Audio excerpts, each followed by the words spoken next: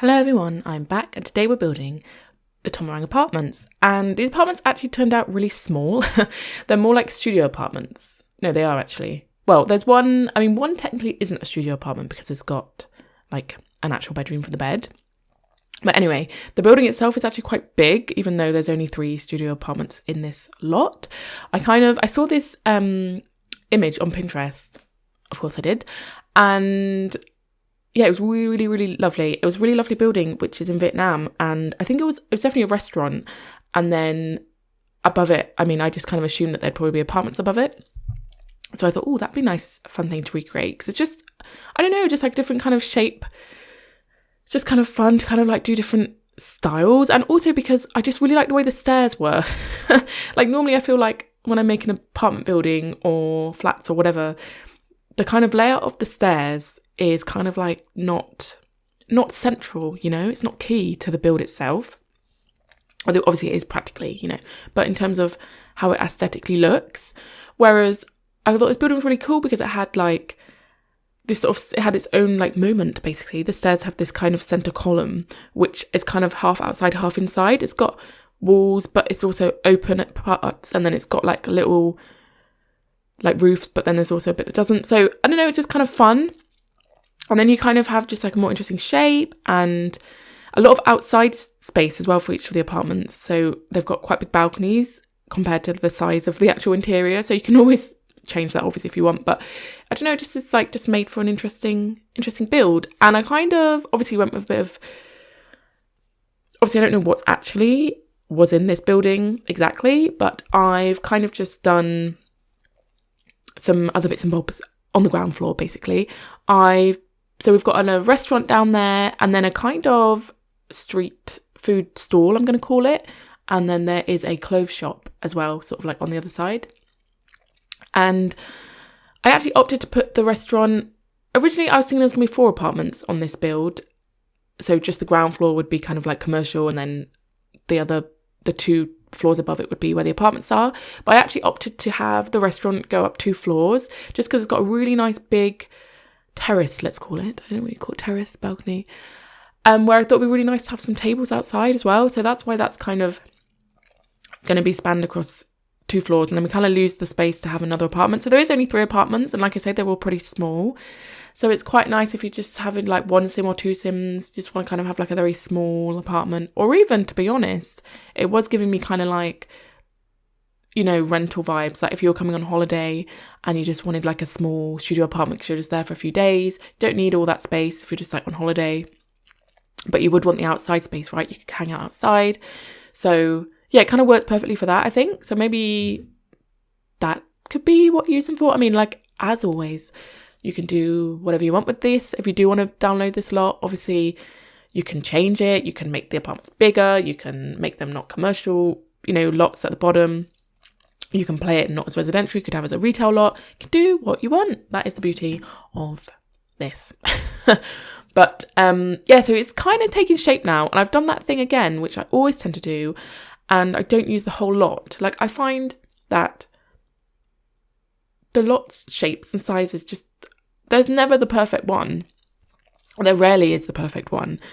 So I kind of end up picking the best one and then kind of have to just roll with it. And I like this lot because so obviously we're looking at it face on right now, but then to the right behind is a really lovely street, obviously, which is part of just the world, if that makes sense. Like it's not a lot you can build on or anything, with like a market. And I thought it was a really nice place to have this because it kind of fitted in with that vibe.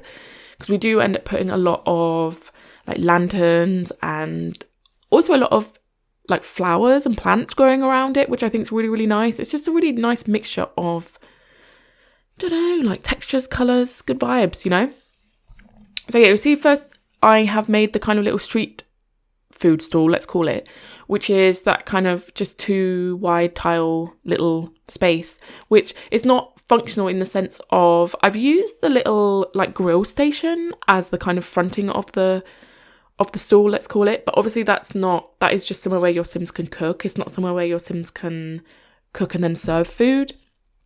I know that obviously we do have those kind of items, but I just wanted it to be really small and just kind of just feel, I don't know, like I didn't want anything too commercial looking. Do you know what I mean? That's kind of where we went with that. And then to the left of it, you've got the kind of double-storey restaurant, as I was saying, which we will get into, obviously. But a moment for the stairs. Like I said, this is, I don't know, my favourite part of this build. Random, I know. But like having the plants going up along the side of the stairs, and then just the big lanterns. And like I said, there's going to be some sort of like flowers growing around it. And it's just, I don't know, it's just kind of cool. And yeah, I was here for it, really. You'll see, as I was saying, because there is no lot that is perfect size, shape, that originally there was no space in front of the lot, as in the pavement kind of just was straight onto the lot. But then there was like a big space behind the build itself, which I was kind of undecided what I was going to do with. I think originally I was going to make it into like a park, which I thought it was kind of fun to have a little park here for the children and stuff, because I can't see one too close nearby, just in the world. So that'd be kind of cute.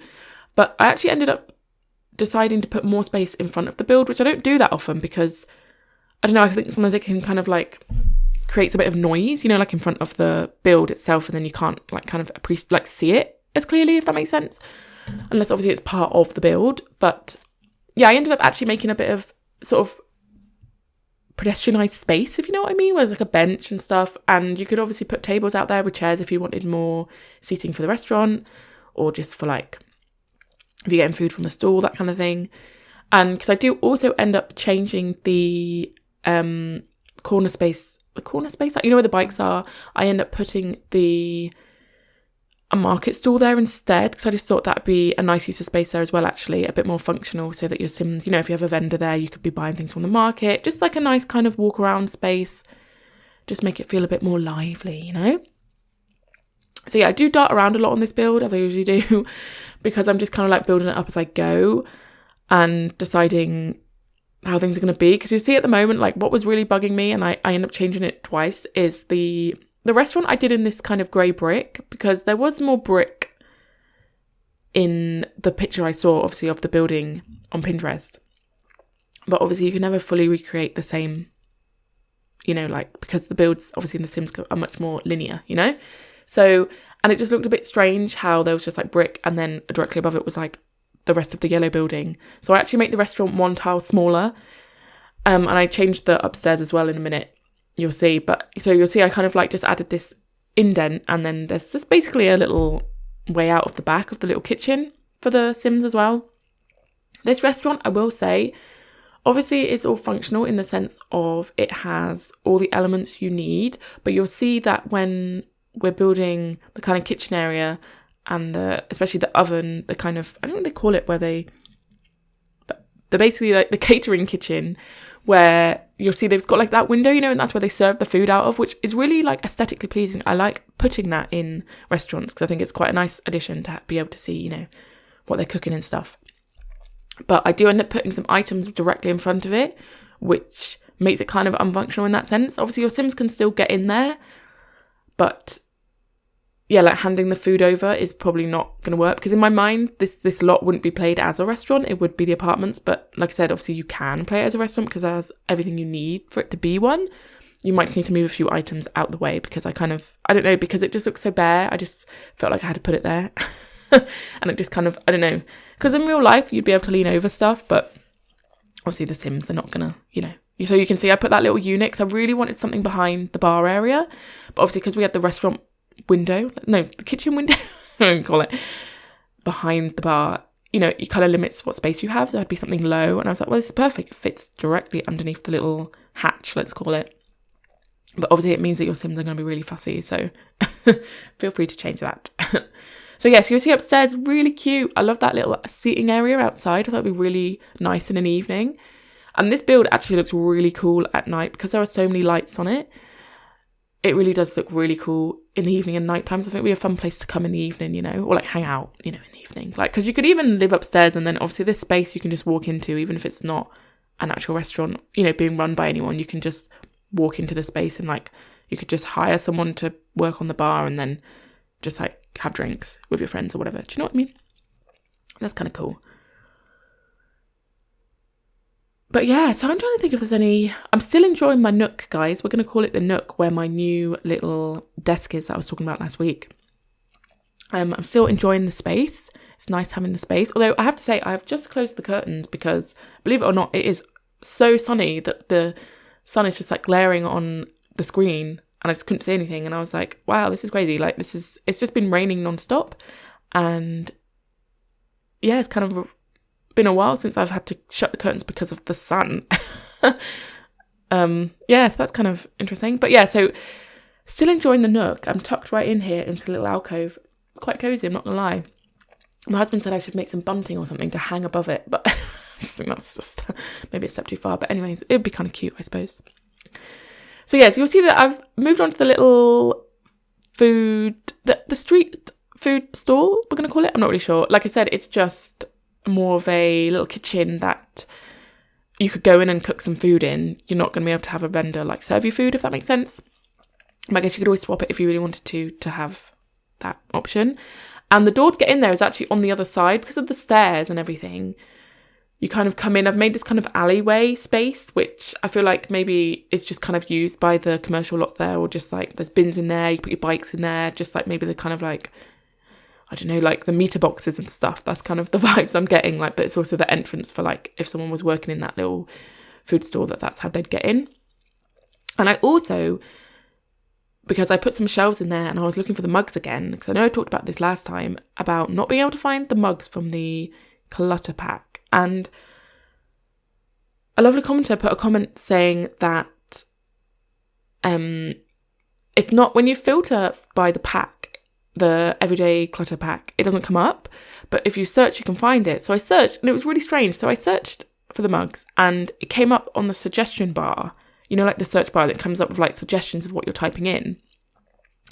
So I clicked on it because I'd like mug trio and like mug, I can't remember what it's called when it's on its own. So I was like, oh great. So I clicked on it, but it didn't, it just brought me to something else. Like I don't know if I'm just, it's really strange. Like the option is there to search for it. I find it, but then when you click on it, it showed me a different item. So I'm very confused and I'm still yet to find the mugs. So if anyone has any other ideas of where the mugs might have gone, or if they can check on their game, it's just really, really strange to me that they would just be gone. There's no reason for this. So it's still a mystery. There's still no mugs that I could put in this lot, which I really wanted to, but I just, like, where are they? Where have they gone? Anyway, so this is the first apartment. So you've probably seen I just like whizzed through making a little clothes shop. That's the last sort of commercial lot downstairs. I just thought it'd be a nice little space to have. I don't know. I just don't like having them being empty. I don't like the lots being empty below. If I'm making apartments or something, and that's kind of the focus is the upstairs. But it's not just going to be blank downstairs. You know what I mean? I don't know. I can't do that. It has to fill the space. Even if obviously you guys can delete the stuff if you just want to focus on having the items in your apartment, if that's how you're playing with it. But I just can't, I don't like leaving it blank. So I filled it as a little clothes shop, which I thought was kind of cute. And then upstairs, this is the first apartment. So you'll see what I mean. They're like very small, but everything fits in. I've gone for the Murphy style beds, and this apartment in particular, I've actually used it to create like a fake wall between the kitchen and living space, which kind of works kind of well because it doesn't go full height, so you don't lose, like you still feel like you're in the same room, but it also feels like a bit of a divide where the kind of kitchen space is and the living spaces too. And you'll see they've got a really lovely little terrace out here, lovely space which you could easily make much more practical. I've just kind of gone for a table sit down vibes, you know, like sit outside, sample the atmosphere. And then the apartment above it is exactly the same. So I've literally just copied up the bathroom. Same size, but the only difference is that the doors out to the balcony are on the different side, if that makes sense. So I didn't go for the kind of divide room with the Murphy bed this time. We've got like a little island instead. So it's kind of a bit more open. Still got the same Murphy bed and exactly the same things. I've made these apartments all fitted out the same. I like to think that they were built at the same time. And this what makes me think that they are probably rented because, you know, like sort of for holidays and stuff, because whoever owns them obviously has just kept them the same. They're not particularly personalised and they're just kind of like as they are basically. And then people probably just come and rent them for a few days or whatever, a few weeks. And then are on their way. And then this final apartment, which I really like this one because it's like up a couple more steps. I don't know, it's like a nice little up a couple more steps. And this one is just slightly bigger, and it has an actual room where the bed is. So it's technically not a studio apartment. That's why I was like, should I call this lot studio apartments or not? Because technically there are two, but one of them is not. So I felt like that was not fair or right to call it studio apartments when not all the apartments are studio. So yeah, so this one's got its own actual bedroom. It's still tiny. The bedroom is tiny. It's literally just a bed in there, but it just feels nice that it can be closed off. And then they've got a very big kind of wraparound balcony space where they can have, I put like a bike out to the side. So yeah, it's definitely bigger, much more, probably the one that you might choose to play in, because you could always change it as well, because obviously, like I said, it's quite big. You could change the layout, and, you know, it's got a tiny kind of 3x1 tile bathroom. Obviously, all the bathrooms are tiny, but this one's just like really thin. But yeah, so just kind of, just somewhere nice for your Sims to live or hang out or whatever, really. Do you know what I mean? But yeah, so just literally a bed in there, literally a bed, and that's it. So yeah, I hope you enjoyed that one. I will see you in the next one. Bye.